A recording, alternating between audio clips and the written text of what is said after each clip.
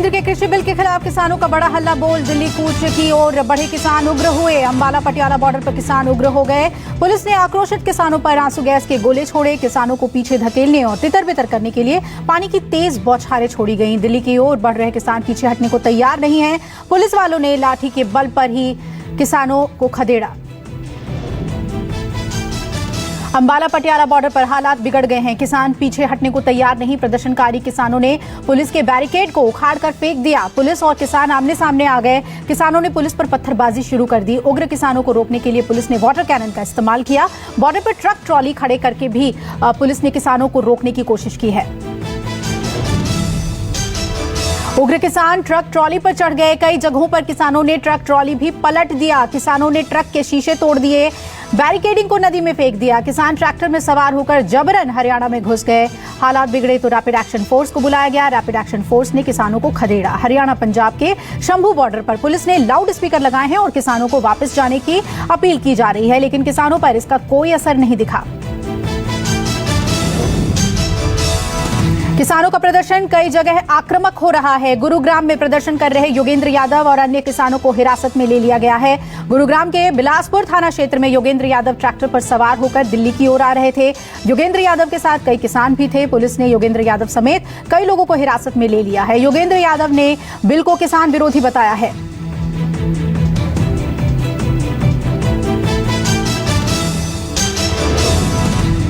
हम दिल्ली संयुक्त किसान मोर्चा के संघर्ष को ज्वाइन करने के लिए यहाँ से निकले थे। हाईवे पे पहुँच रहे थे, बाकी साथियों को ज्वाइन करने के लिए मैं जा रहा था एक ट्रैक्टर पे, तो यही हमें पुलिस ने इंटरसेप्ट कर लिया है। पुलिस हमें हाईवे पे चढ़ने नहीं दे रही है और हमने तय किया हुआ है कि हम कोई मुठभेड़ नहीं करेंगे, हम किसी किस्म का कानून नहीं तोड़ेंगे। जहाँ रोक दिया है हम वहीं रुक गए हैं। हम यहीं बैठ के अपना प्रोटेस्ट करेंगे। कृषि कानूनों के विरोध में किसानों के दिल्ली चलो आंदोलन को देखते हुए दिल्ली गाजीपुर बॉर्डर पर पुलिसकर्मी तैनात किए गए हैं। हर बॉर्डर पर आने जाने वालों की गाड़ियों की तलाशी ली जा रही है। कृषि कानूनों के खिलाफ विरोध प्रदर्शन करने के लिए दिल्ली की ओर बढ़ रहे किसान कर्ण झील क्षेत्र के पास इकट्ठा हुए हैं। हजारों की संख्या में किसान सड़कों पर बैठे हुए हैं। दिल्ली बॉर्डर को छावनी में बदल दिया गया है। दिल्ली पुलिस ने बॉर्डर पर 6 कंपनी फोर्स को तैनात किया है, जिनमें लगभग 300 पुलिसकर्मी शामिल हैं।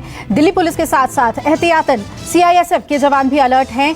यही नहीं, इन पुलिसकर्मियों में सीआईएसएफ के जवान भी शामिल हैं। पूरा इलाका छावनी में तब्दील कर दिया गया है और पुलिस ने एहतियातन आसपास के गाँव के जरिए दिल्ली में दाखिल होने वाली सड़कों पर भी फोर्स लगा दी है। किसानों के प्रदर्शन की निगरानी ड्रोन कैमरे से की जा रही है। बॉर्डर पर कई ड्रोन कैमरे लगाए गए हैं। प्रदर्शन को लेकर आम लोग परेशान हैं। बॉर्डर बंद और गहन चेकिंग के चलते कई जगह लंबा जाम लग गया है। लोगों को पैदल ही रास्ता पार करना पड़ा या फिर घंटों जाम में खड़े रहना पड़ा।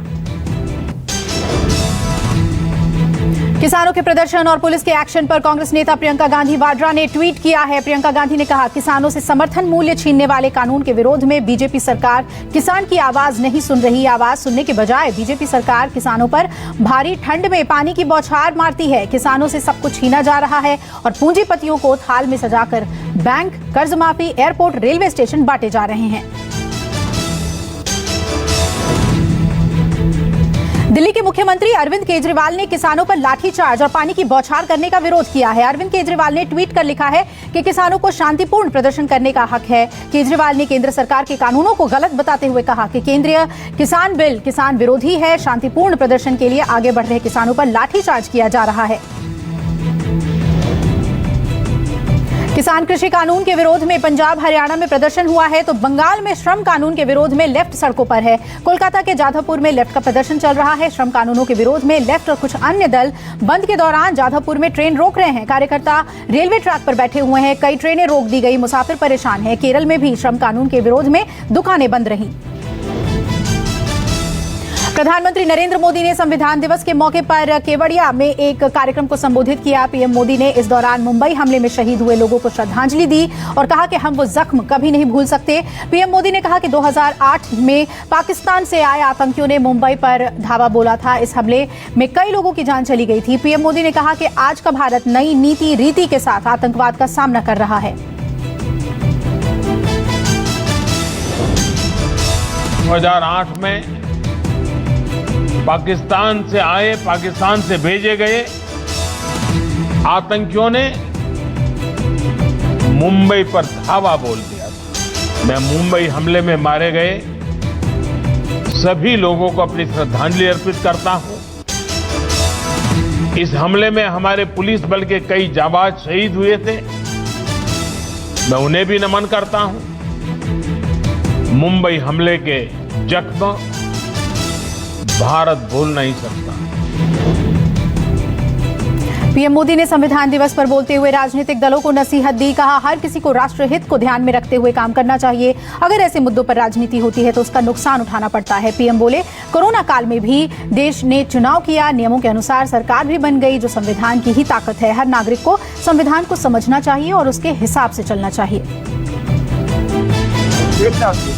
बीते 6-7 सालों में विधायिका, कार्यपालिका और न्यायपालिका में सामंजस्य को और बेहतर करने का प्रयास हुआ है।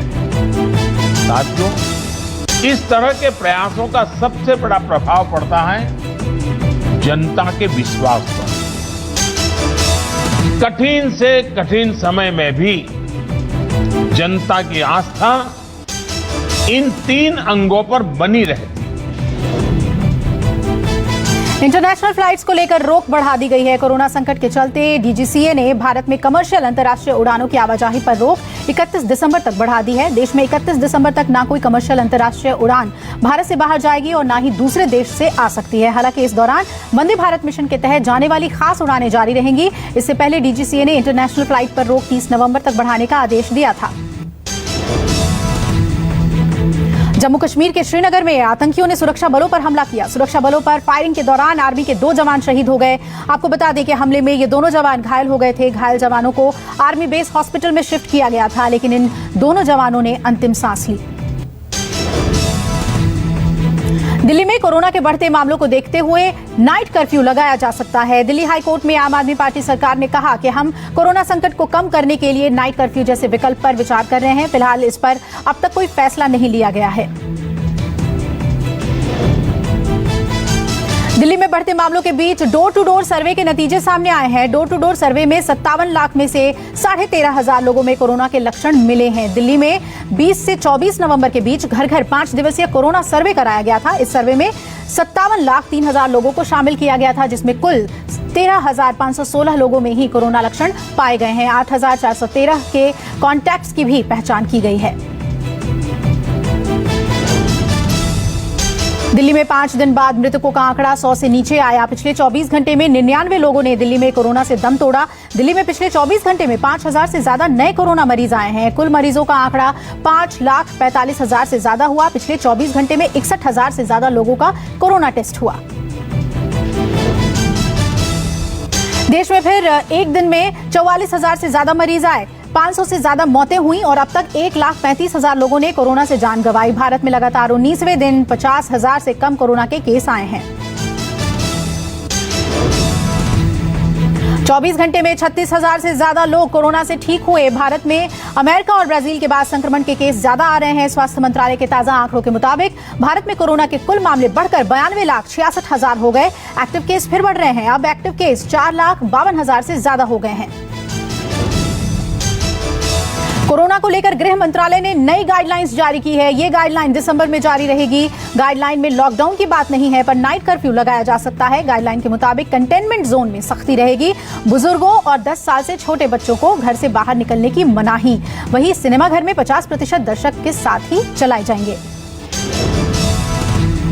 चक्रवाती तूफान सुंदर तट से टकराने के बाद पहले की तरह खतरनाक नहीं रहा, लेकिन अब अभी भी तेज हवा के साथ बारिश जारी है और बारिश की वजह से अधिकतर इलाकों में कई फुट तक जलभराव हो गया है। और आपको बता दें कि चक्रवाती तूफान निवार तमिलनाडु और पुडुचेरी के तटों से गुजरता हुआ आगे निकल चुका है। रोहिणी में पार्किंग विवाद में पुलिस को बदसलूकी का मामला सामने आया है। पुलिसकर्मी को खुद को बचाने के लिए अपनी सर्विस रिवॉल्वर से गोलियां चलानी पड़ी। एक गोली से निकले छर्रे से एक महिला की उंगली में मामूली चोट लग गई। इसके बाद इलाके में बवाल मच गया।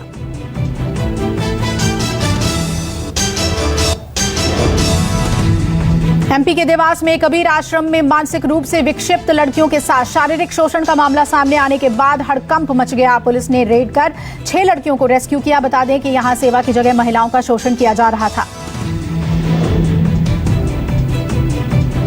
मुंबई के लोअर परेल इलाके में सन मिल कंपाउंड में भीषण आग लगी। जानकारी मिलते ही मौके पर फायर ब्रिगेड की 6 गाड़ियां पहुंची। कड़ी मशक्कत के बाद आग पर काबू पाया गया। फिलहाल किसी के घायल होने की खबर नहीं।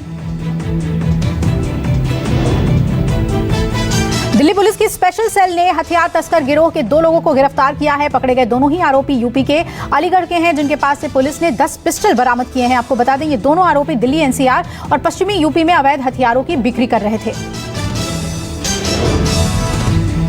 महोबा में क्रशर कारोबारी की मौत के मामले में आरोपी को गिरफ्तार कर लिया गया है। आईपीएस मणिलाल पाटीदार और एक सिपाही अभी भी फरार हैं। 7 सितंबर को कारोबारी इंद्रकांत त्रिपाठी ने वीडियो जारी कर आईपीएस और पुलिसकर्मियों पर आरोप लगाए थे। दिल्ली सरकार के सिविल डिफेंस में नौकरी के नाम पर ठगी। महिला ने खुद को अफसर बताकर लोगों को चूना लगाया। गिरफ्तार आरोपी महिला ने लोगों को नौकरी दिलवाने के नाम पर 13,13 हजार रुपए ठगे। चेन्नई में एयरपोर्ट पर कस्टम अधिकारियों ने तस्करों से 1.78 किलो सोना बरामद किया। साथ ही तस्करी से जुड़े 2 लोगों को भी गिरफ्तार किया। पकड़े गए सोने की कीमत 90 लाख रुपए बताई जा रही है। खेल जगत के लिए बेहद दुखद खबर। दुनिया के दिग्गज फुटबॉलर डिएगो मैराडोना का निधन हो गया है। मैराडोना के निधन दिल का दौरा पड़ने से हुआ और आपको बता दें कि मैराडोना को सेहत बिगड़ने के बाद अस्पताल में भर्ती कराया गया था। साल 1986 में उन्होंने अर्जेंटीना को फुटबॉल का विश्व कप जिताया था। मैराडोना ने 1977 से 1994 तक अर्जेंटीना के लिए फुटबॉल खेला। FIFA player of the century पुरस्कार के लिए उन्हें इंटरनेट मतदान में पहला पायदान मिला था और उन्होंने पेले के साथ पुरस्कार में साझेदारी की। मैराडोना ने अकेले अपने दम पर अर्जेंटीना को 1986 का फुटबॉल वर्ल्ड कप जिताया था। पूर्व भारतीय क्रिकेटर सचिन तेंदुलकर ने ट्वीट कर उन्हें श्रद्धांजलि दी। कहा, फुटबॉल और खेल जगत ने आज अपना एक महान खिलाड़ी खो दिया। आप हमेशा याद किए जाएंगे। ऑस्ट्रेलिया भारत सीरीज का आगाज कल यानी शुक्रवार से होने वाला है। पहला वनडे सिडनी में होगा। इस बार नई जर्सी में उतरेगी विराट ब्रिगेड, लेकिन हिटमैन रोहित शर्मा के टीम में न होने से दर्शकों को उनकी कमी खलेगी। कोरोना की दूसरी लहर ने एक बार फिर संकट को बड़ा बना दिया है। पिछले 24 घंटे में कोरोना के 1,80,000 से ज्यादा मामले देखने को मिले। वहीं पिछले 24 घंटे के भीतर 2,000 से ज्यादा लोगों की मौत हो गई। अब तक 2,68,000 से अधिक लोग कोरोना से जान गंवा चुके हैं। कोरोना का कहर लगातार जारी है। सूडान के पूर्व प्रधानमंत्री सादिक अल महदी का कोरोना वायरस के कारण निधन हो गया। सादिक अल महदी ने संयुक्त अरब अमीरात में अंतिम सांस ली। वो पिछले 3 हफ्ते से अस्पताल में भर्ती थे। यूएई से पाकिस्तान को मिला बड़ा झटका। यूएई ने पाकिस्तान समेत 13 मुस्लिम देशों के लिए वर्क या एम्प्लॉयमेंट वीजा रद्द कर दिया है। इससे पहले कहा जा रहा था कि केवल पर्यटक या विजिट वीजा ही रद्द किए जाएंगे, लेकिन यूएई के इस फैसले के बाद पाकिस्तान की टेंशन बढ़ गई है।